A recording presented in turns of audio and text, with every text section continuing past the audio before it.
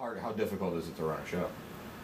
What do you need, a ring and 4 walls and a roof? I mean, I can only speak from a wrestler's perspective because I mean, I don't delve into the promoting part of it. Mm-hmm. But that's what I want to know. When you find out, Dude A is booked. That guy. Wasn't that guy second row last week? That guy's all right. And at what point do you go, all right, as Cameron Frost go, look, this is silly, man. Keep your money. I don't want to work your promotion because, or even you guys, where it's like, you're running shows? Why? You see? Yeah, but have you ever done that where like you guys are in the car driving back going, what the fuck did we just see? Yeah. Or what were we a part of? Yeah. And then do you go back? I think that there should be like a more fine line drawn on when a guy should be allowed to jump in the ring, and that's kind of. So you think that's kind of weird for me to say because I started working matches. So you think that it starts on the wrestling level, not so much on the promoting level? I mean these are all parts of it, you know. Okay. There's all different parts of it. There's guys who don't want to book and have nothing but the same old ideas or something that you just saw on Raw or on SmackDown 2 weeks ago. They'll run the same thing, or you got guys who are coming. More than half your card is built of guys who are a year or under in the biz, and all that stuff works out to kind of kick you in the ass. It seems like lately to me, like just about every indie show we go to, there's a whole lot of Grindics there. Like, we're totally gonna get raped. Yes, yeah. We're totally gonna get green dicks. Yeah, I fucking hate. What do you mean, guys? I hate green dicks. Yeah, look at he's such an elitist. Billy is. I know it. But just to be honest and everything, so yeah, there's a lot of them out there. Like just about. But you can't fault anybody for that either because we got thrown in there right from the gate too. But when you use the word green dick, you don't mean it as, hey, you haven't been in the business, for more than 3 years. Fuck you. Yeah. You're talking to a guy who has a few matches, has a pair of tights. Maybe isn't properly trained. And thinks he knows everything. Possibly trained ass backwards. Probably exactly how people are listening to us going, what the fuck do these guys know? Yeah, I don't have any doubt. But, it's the same thing, whereas people who have more experience than you, that comes with it. Are always, you're somebody who started a day before you is green dick because you got the day extra.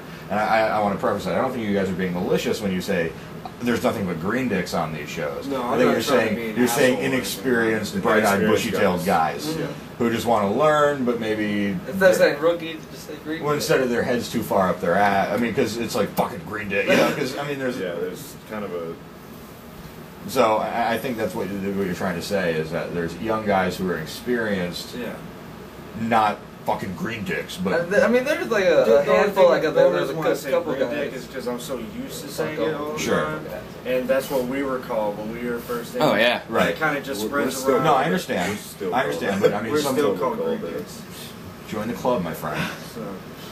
Like, I hang out with Jerry, who's been doing this for 812 years. 16. Yeah, exactly. Somebody. What the fuck are you talking about? Yeah. You're posted for a shining wizard, my friend. As far as the promotion thing we was talking about, there's the why the fuck is this guy running the show and why would I work for him? But at the same time, his money's as green as anybody else's. If he's going to meet your guarantee, why not? Yeah, it's a tough call. At that point, if you're not part of the solution, you're part of the problem. Yeah, if you need a little extra money for the fucking power bill this month, it's a tough thing But I think that's where I'm going. Yeah. Is, are you just adding fuel to that fire because if I see a poster and I see Cameron Frost or the Rayz Boys on it, I'm going, like, I look, and then I see 4 letters up on top of the poster and I go, oh, really? Like, do you know what I'm saying? Yeah. Like, oh, they got them? Oh, they're so much better than that. Oh, damn. And you Are they really going to work this show? But do you think that in the back of your head, like, maybe I shouldn't do this? There have been like a very few shows where it's not that, but then most of the time it's, well, even if it's a crappy show and no one like the only 2 people are gonna show up, that's still that little bit more running time that I need. Okay, Because when you guys were with CSW, and the few times I went, those people loved it, man. Oh yeah.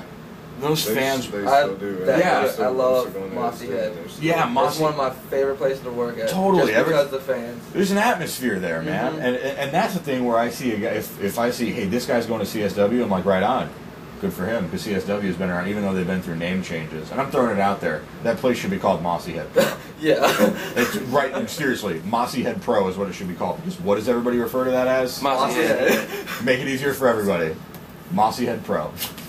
Just a suggestion. They don't owe me any money, just so that way, because how many names? For the longest time, I didn't even know what CSW meant. Right, and I understand.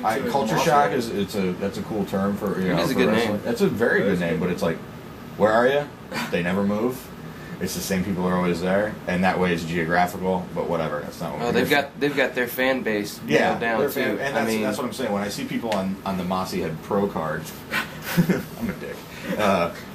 I'm like, oh, right on, because that's one of those things where it's going to be interesting. If a guy comes on, are they going to be booed? Are they going to be cheered? Like when Jerry went out, I was like, this should be interesting, because Jerry's always kind of the gaby face when he goes out, where he claps and slap hands and kisses a baby and smells people's hair, stuff like that.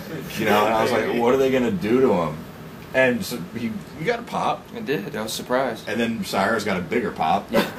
And then he's over there. And then you guys had, I think, it was a match of the night, because you and Ty and Cole beat the dog shit out of each other for 40 minutes.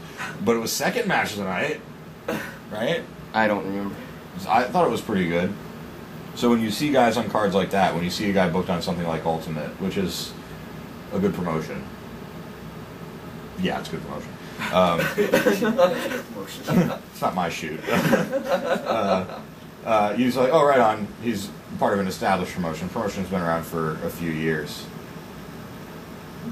Do you think you would ever get to the point where, and I'm asking you, I'll start with you, Cameron, where you go, no, I'm not doing this show, just on principle? I mean, I've thought about it before, but I don't think I'd ever just turn a show down. I mean, right now I'm just wrestling wherever I can, whenever I can, and that's the main focus right now. I can't tell you, further down the road, but right now I'm not going to turn down a show.